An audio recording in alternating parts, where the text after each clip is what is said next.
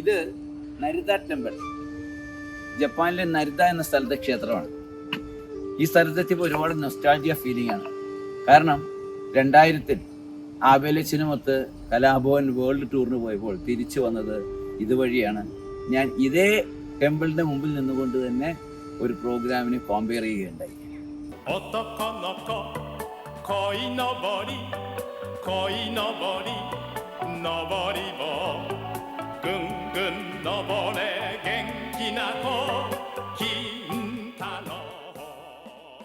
എൻ്റെ ഓർമ്മ ശരിയാണെങ്കിൽ, ഞാൻ ഓർക്കുന്നില്ല, ഈ 25 വർഷം മുമ്പ് ഞാനിവിടെ വന്നപ്പോൾ ഇതുപോലെ തന്നെ ഒരു കളർഫുൾ ഷർട്ട് ഇട്ടാണ് ഞങ്ങൾ വന്നത്.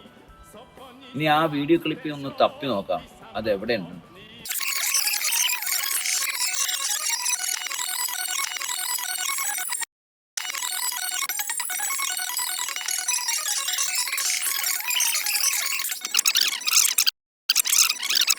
ഹലോ, ഇത് ജപ്പാനിലെ ഒരു വലിയ ക്ഷേത്രത്തിന് മുമ്പിലാണ് നമ്മളിപ്പോൾ നിൽക്കുന്നത്.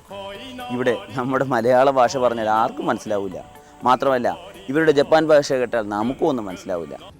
25 വർഷങ്ങൾക്ക് ശേഷം കൊച്ചിൻ ഗിന്നസിൽ എൻ്റെ കലാകാരന്മാരുമൊത്ത് ജപ്പാനിലൊരു ഷോ കഴിഞ്ഞ് വീണ്ടും അതേ ബുദ്ധ ടെമ്പിളിൽ എത്താൻ സാധിച്ചത് ഒരു വലിയ നിയോഗം തന്നെയാണ്, ഒരു ദൈവാനുഗ്രഹം തന്നെയാണ്.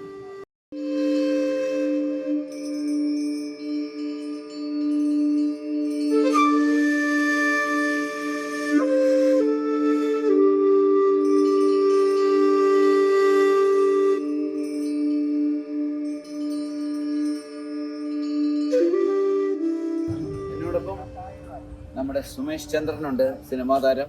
അതുപോലെ തന്നെ ഞങ്ങളുടെ ഗായകൻ നിസാം, വൈഗ എന്നിവരുമുണ്ട്. അതുപോലെ ഞങ്ങളുടെ ഇവിടുത്തെ സ്പോൺസർ WMFന്റെ സാരഥിയായ മിസ്റ്റർ ബിജു പോൾ, അദ്ദേഹവും നമ്മളോടൊപ്പം ഉണ്ട്.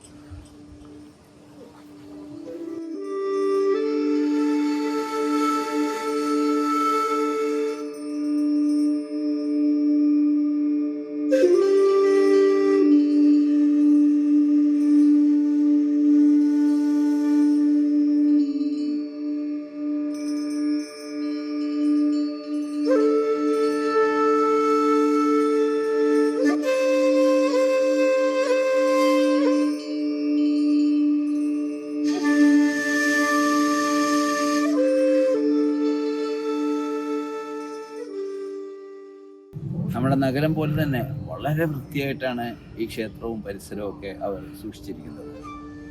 നമ്മുടെ നാട്ടിലെ നമ്മുടെ ക്ഷേത്രങ്ങളിൽ നിന്നും വളരെ വ്യത്യസ്തമായ രീതിയിലുള്ള ഒരു ശില്പ ചാതുര്യം നമുക്കിവിടെ കാണാൻ സാധിക്കും.